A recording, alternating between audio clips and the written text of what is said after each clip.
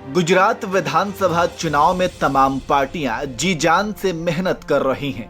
आम आदमी पार्टी पंजाब के बाद गुजरात में अपनी जमीन तैयार करने में काफी पहले से जुटा हुआ है। कांग्रेस बीजेपी को टक्कर देने के लिए पूरी तरह से तैयार है और भारत जोड़ो अभियान के तहत राजनीतिक विरोधियों पर तगड़ा प्रहार कर रहा है। वहीं बीजेपी के सामने अपनी राजनीतिक सत्ता को बचाने और गुजरात में अपने वर्चस्व को कायम रखने की चुनौती है। गुजरात चुनाव बीजेपी के लिए इसलिए भी खास है क्योंकि ये बीजेपी का गढ़ माना जाता है और पिछले 27 साल से बीजेपी यहां सत्ता में है। और सबसे खास बात ये कि देश के प्रधानमंत्री नरेंद्र मोदी और गृह मंत्री अमित शाह का यह गृह राज्य है। ऐसे में बीजेपी के लिए गुजरात की सत्ता उनके सिर के ताज की तरह है और अगर गुजरात विधानसभा चुनाव में कुछ भी ऐसा होता है जो बीजेपी के पक्ष में नहीं जाता तो पूरे देश में एक अलग संदेश जाएगा और बीजेपी को इसका भारी नुकसान होगा।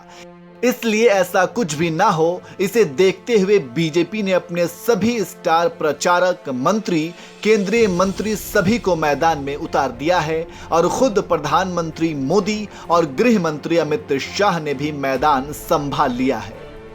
इसी कड़ी में गृह मंत्री अमित शाह का एक बयान आया है जिसके बाद राजनीतिक गलियारों में हलचल तेज हो गई है।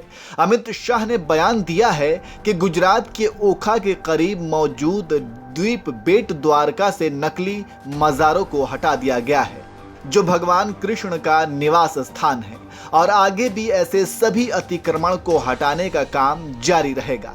अमित शाह ने गुजरात के खंबात विधानसभा क्षेत्र में एक चुनावी सभा को संबोधित करते हुए सवालिया लहजे में पूछा कि मजार हो या कब्र, क्या अतिक्रमण हटना नहीं चाहिए? लेकिन ऐसा करना कांग्रेस को पसंद नहीं है। लेकिन चिंता ना करें, भले ही वे इसे पसंद ना करें, बीजेपी सफाई जारी रखेगी। आपको किसी से डरने की जरूरत नहीं है। आपको बता दें कि अमित शाह ने यह बयान तब दिया है जब गुजरात में 2 चरणों 1 दिसंबर और 5 दिसंबर को मतदान होने वाला है। शाह ने पावागढ़ में एक तीर्थ स्थान की ओर इशारा किया और कहा कि वर्षों से पावागढ़ में एक मजार था। यह बीजेपी सरकार है जिसने पहाड़ी के ऊपर काली मंदिर का निर्माण किया। कांग्रेस ऐसा कभी नहीं करेगी, लेकिन हम किसी वोट बैंक से नहीं डरते। बीजेपी सरकार के लिए देश की सुरक्षा सत्ता में रहने से ज्यादा महत्वपूर्ण है। इसके अलावा केंद्रीय गृह मंत्री ने कांग्रेस पर निशाना साधते हुए कहा कि कांग्रेस अगर सत्ता में आती है तो राज्य में फिर से सांप्रदायिक दंगे शुरू हो जाएंगे। इसलिए अगर इससे बचना है तो कांग्रेस को कभी सत्ता में न आने दे।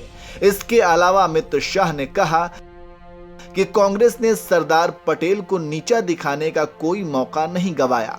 कांग्रेस का कोई भी नेता स्टैचू ऑफ यूनिटी नहीं गया जिसे वल्लभ भाई पटेल के सम्मान में बनाया गया था। तो इस तरह से अमित शाह ने कांग्रेस पर करारा प्रहार किया है। आपको बता दें कि गुजरात के 33 जिलों में विधानसभा के कुल 182 सीटों पर चुनाव होना है। पहले चरण में 89 और दूसरे चरण में 93 सीटों पर चुनाव होगा।